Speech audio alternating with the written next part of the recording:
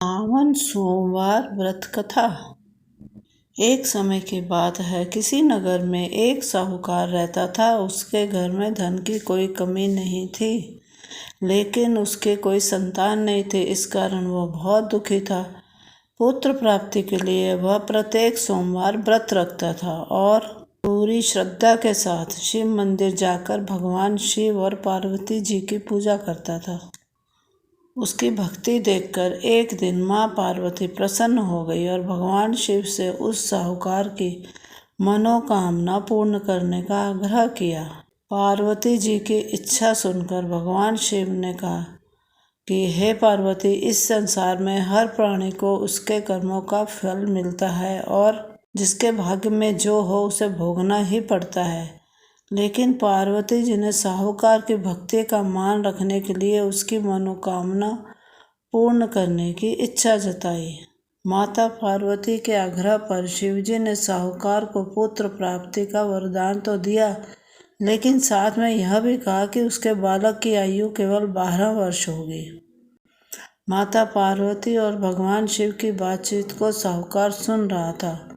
उसने ना तो इस बात की खुशी थी और ना ही दुख। वह पहले की भांति शिवजी की पूजा करता रहा। कुछ समय के बाद साहूकार के घर एक पुत्र का जन्म हुआ। जब वह बालक 11 वर्ष का हुआ तो उसे पढ़ने के लिए काशी भेज दिया गया। साहूकार ने पुत्र के मामा को बुलाकर उसे बहुत सारा धन दिया और कहा कि तुम इस बालक को काशी विद्या प्राप्ति के लिए ले जाओ और मार्ग में यज्ञ कराना। जहाँ भी यज्ञ कराओ वहाँ ब्राह्मणों को भोजन कराते और दक्षिणा देते हुए जाना। दोनों मामा भांजे इसी तरह यज्ञ कराते और ब्राह्मणों को दान दक्षिणा देते काशी की ओर चल पड़े। रात में एक नगर पड़ा जहाँ नगर के राजा की कन्या का विवाह था, लेकिन जिस राजकुमार से उसका विवाह होने वाला था वह एक आंख से काना था।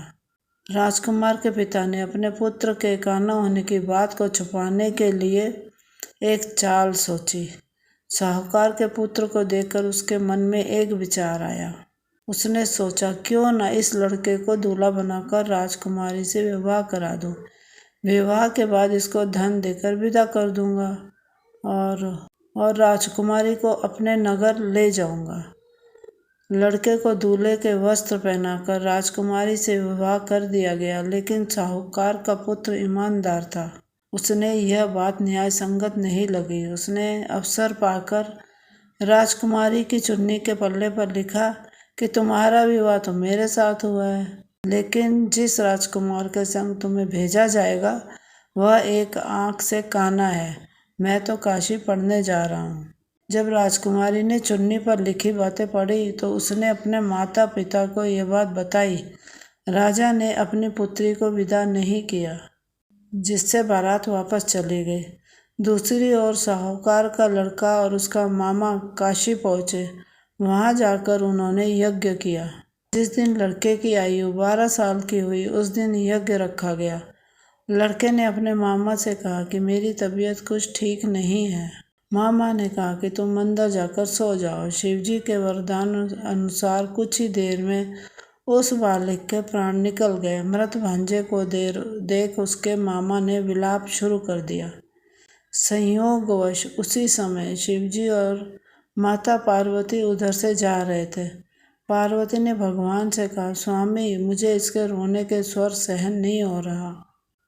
आप इस व्यक्ति के कष्ट को अवश्य दूर करें। जब शिवजी मृत बालक के समीप गए तो बोले कि यह उसी साहूकार का पुत्र है जिसे मैंने 12 वर्ष की आयु का वरदान दिया था।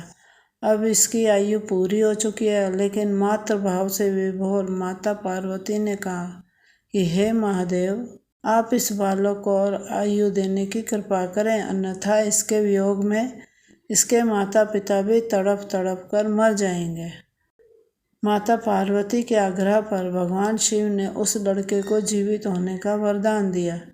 शिवजी की कृपा से वह लड़का जीवित हो गया।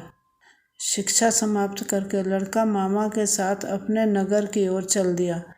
दोनों चलते हुए उसी नगर में पहुंचे जहां उसका विवाह हुआ था।